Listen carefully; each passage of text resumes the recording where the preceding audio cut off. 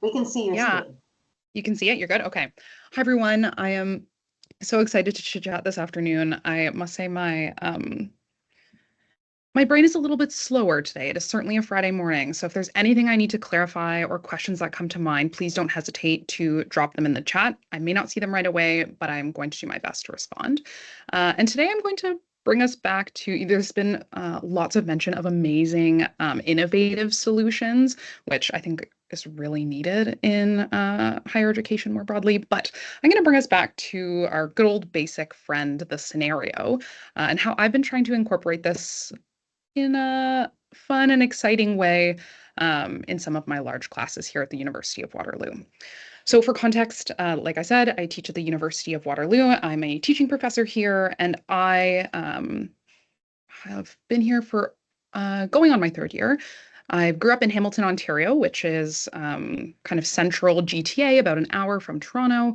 And here at the University of Waterloo, our land is situated on the Haldeman Track, where it is the traditional lands of the Anishinaabe, the Haudenosaunee, and the Neutral people, but where I feel really connected. And one of the ways I try to think about my teaching philosophy and practice connects back to where I grew up in Hamilton. It is covered by the wampum belt, that is the dish with one spoon wampum belt agreement. And essentially, the idea is that the dish is the land that we all have, and there's one spoon that we're all sharing with. And we take what we need, but we also don't take too much. We make space for everyone to share.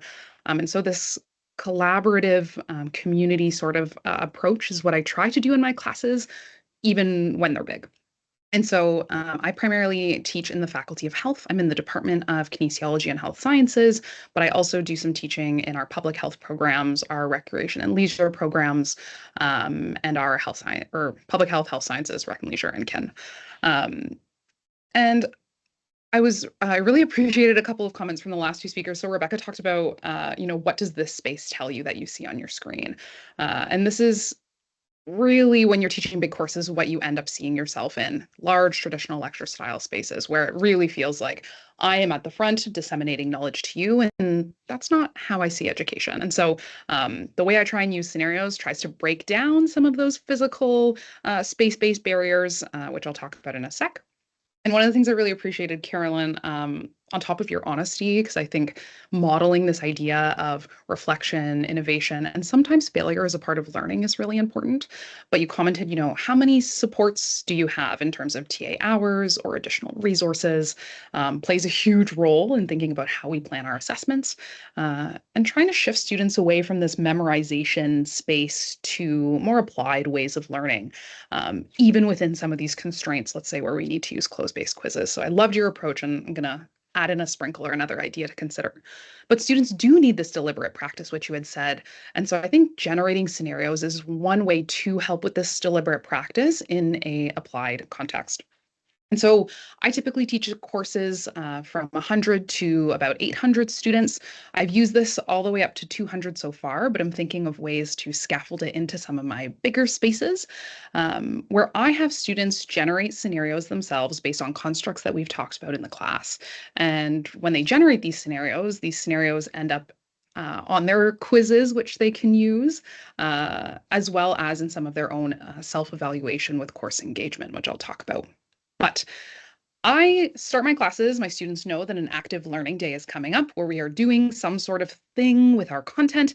And so when it's scenarios days, I will put up this as our learning outcome for the class, where by the end of this group activity, they should be able to generate some sort of scenario connecting multiple course constructs, identify course constructs from peers scenarios, which again is part of this practice approach, which I typically have scenario-based questions on my quizzes. And so lots of opportunity for testing themselves in that similar format.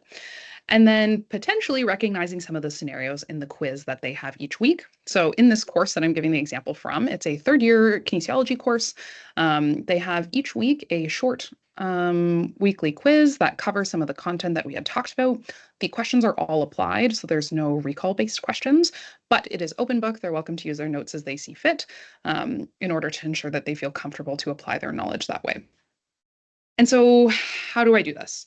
When I show up to the class, I I'm going to show you on the screen, there's little steps, and those are the exact steps that I tell students. And so the first thing I do is I tell them, you're going to be placed into small groups, typically 3 to 5, depending on the size of the room, and they'll be assigned a set of course constructs. And their goal, I tell them, is top secret. They can't tell other groups what constructs they've been given. And so on the back end, what I have to do to prepare is first, to make the scenarios, I need to pick what constructs I want grouped together that I think contextually makes sense, that students may be challenged but are able to pull together. And so sometimes I've done it really old school, and I've made cue cards where I've or printed off sets of constructs. When you have 200 students, the cue cards take long to write. But in other times, I've also used like random generators to group constructs together as if I wanted to make it particularly challenging. And then I also need to think about my grouping strategy. And when I say this, I mean, how am I going to group students together in the space in a efficient way? And so earlier in the course, I typically do it based on around where they're sitting. So students get comfortable with these sorts of activities, get to know the folks around them. But later on in the course, I tell them that we start to do some random numbering off and move them to different corners of the room, even in these like big uncomfy lecture halls. So you need to allocate some space and time to do that. But what grouping strategy am I going to use? And then the last one is thinking about the grouping check. So I tell students at the beginning of the course that there will be these active learning days. They will need to work in groups, but let me know if there's anything I should be aware of in terms of these groupings. We've had students who don't want to work with other students for a variety of very fair reasons. And so I try to keep those in mind, though it can be challenging in some of those bigger spaces. And so sometimes I will assign them a like hand gestures. So if they just like fold their hands like this as I'm going around, I will know that there's someone who needs to be grouped with, let's say, the person beside them. So making the scenarios or deciding on the constructs, what's my grouping strategy, and do I need to check in with any of these things, are how I start planning step one. Then we move on to step two. So once students have had a chance to move into their space, they sit with their groups, and I've given them the cue cards, their next job is to actually try and generate a scenario that connects all of these constructs. And I do my best to circulate around the room to check in with each of these groups. Now, I recognize that my ability to do so comes from a space of privilege. Like I'm easily and accessibly able to move around that space. And so this may need to be tweaked if you're someone who has accessibility or mobility needs, but running shoes. If you are someone who can make this happen, running shoes is key. Being mindful and wearing comfortable shoes to run up and down those stairs and get in between those groups is a really important part of that day for me. But also considering alternative supports as well. So I have limited TA hours for this course. And so I don't use TAs in this space. I'm committed to doing the hustling and the running. But in my other first year course where there's 800 students, I have a greater chunk of TA support. And so when I'm going to do this in the next couple of weeks there, I'm bringing in a couple of TAs to help with some of that circulating plan.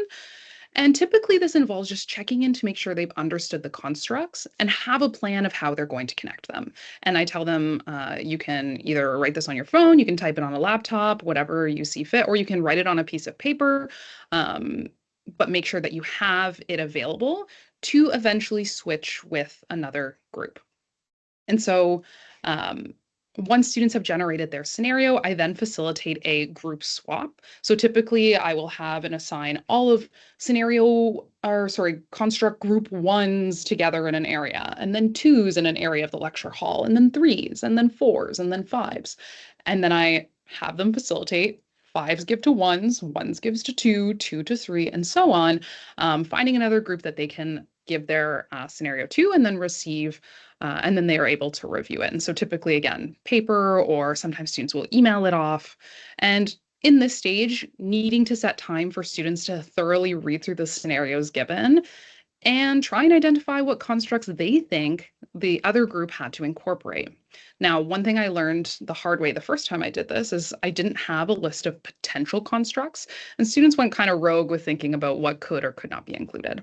And so now what I do is I typically during this phase will put on the screen potential constructs that could be there, and so they're able to more easily pick from a list, and that helps streamline this process a bit.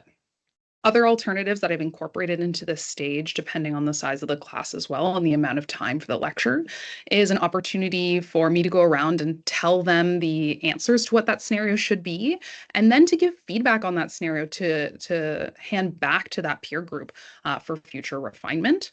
Other times, we've just seen if they can get them yes or no and then return them back. After phase three, we typically take up some of the scenarios or answers in class. Sometimes students are not comfy sharing in front of a big group, so no one is ever required. But you do have those students who are excited to share. And the key piece here, because I haven't seen those scenarios, sometimes there's room for refinement, is to still try and make this a positive and exciting atmosphere. Having students give snaps or claps for those who are sharing, and after they've read or I've read their scenario, I always try to be mindful in my feedback of incorporating things to celebrate that they did well, areas to review, and to thank them for contributing. I will say this takes a little bit of on the fly thinking. And so being well rested, if that's even possible in this time and age, or well caffeinated, whatever you choose, can be particularly helpful here. Once we've done our opportunity to share the different examples, and typically I'll ask for at least one from the group 1, 2, 3, 4, 5 as time permits, I will then ask them to share a copy of that work with me. And so I typically use Microsoft Forms because they can take a picture and upload that. They can respond on their phone or their computer. And I have them tell me who was in their group, what scenario number did they have, and the actual example of their scenario. And so on the back end, I have a quick macro that or I ask TAs to do it, depending on the size of the class, that gives me a little check mark as to whether a student participated during that week and submitted something. And the goal of this whole thing is to A, give them a chance to meet new people, have some fun, but B, to then use these scenarios that they generate in part of our assessment strategy. And so again, we have a big class, limited resources, and so I do use some of these quizzes, but I will typically take a little look through the submitted scenarios and pull some of the ones that I think are really strong and incorporate them directly on that weekly quiz. And so there'll be language like, I give them the scenario, and then just below it says, based on the scenario generated by your classmates, which constructs do you see or best fit? And then I list the examples. The other piece to this is that in this course, I have students complete at the end of the semester a self-evaluation that is worth 10% of their final grade. And as part of this self-evaluation and reflection, they talk about and give their own scores on how they felt they were able to participate and engage in the course and their efforts towards learning. And so part of what I say is that during these active learning days, you need to participate in the majority of them over the semester in order to be able to score yourself, depending on what I said, maybe 5 out of 10, 7 out of 10, 8 out of 10. And so the scenarios themselves are used in the quizzes, but their effort, engagement, and willingness to participate in this process also goes towards their own final reflections. And what I really appreciate about this process is that it almost forces me to hold a mirror up to myself in front of students that mirrors this idea of risk taking. And I acknowledge that sometimes this is going to go a little awry, or maybe we'll have bumps in the road. But embracing the chaos and having fun with it, I think sometimes we take that out of large classes because we feel like there's just too many students and we're not able to bring that fun energy. But I argue differently, though it does take a lot of effort and work on the instructor's part. And so ensuring that there is space, time, and effort available to that instructor to make that happen, I think is really important. So short, sweet, and to the point. I think it's really, really fun. But thanks for listening. Let me know what questions you have. I'll stop sharing my screen now. And if anyone wants to chat about teaching big courses, scenarios, or teaching more broadly, I'm always excited to make a new colleague. So please feel free. Okay, let me see in the chat. Yeah, no problem. Could one assign students or request volunteers to assist with facilitating? Absolutely. That's such a great idea. Maybe having student leaders or offering it as a potential. Yeah, I'm trying to think of you know what? Some students are intrinsically just excited to do that sort of work. So yeah, I'm sure you could request volunteers in that space, and that's a great idea. This is great. Thanks. Refinement is key. Yeah, certainly. Is engagement a learning outcome of the course? Yeah. So one of the things that I typically teach um, is in the health psychology sort of space. And in this class in particular, it's a sport, exercise, and health psychology sort of taste tester.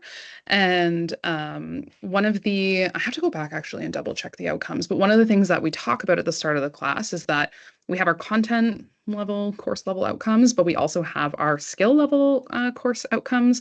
And so communication is the key course outcome, and it's not necessarily engagement, but the communication happens in that group level path. And so I don't necessarily connect it to engagement, but I connect it to communication, which is also in some of their other assessments. So they do writing-based assessments, but in the assessments, they have the first bit is always connecting their personal context, experience, or things they have observed to these course outcomes. And so I want them to be able to talk about it, and I want them to be able to write about it.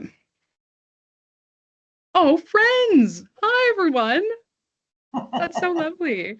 Um, do students get other opportunities to get engagement marks? Good question. So yes, so that final engagement self-reflection piece that they do is based on a couple of things. It's the course and participating in the active learning days, but it also looks like, do you connect with your TAs or your instructor with questions? Do you do you engage with the additional resources provided that they can self-do? There's a couple of components that go into it, and so it's not just having to always come in and participate. And there's also the flexibility that they don't have to be at every single one in order to earn some of those marks. Have you documented this experience in a paper to share? Oh, I wish I had the time for that right now. I so appreciate it. I would love to do some of that work, and I'm hoping this spring, summer term, I'm on my prep term where I can start to do some of those reflections on what I do. But thanks for the motivation to maybe bring something like that to practice. So. Thanks, Michelle, very much.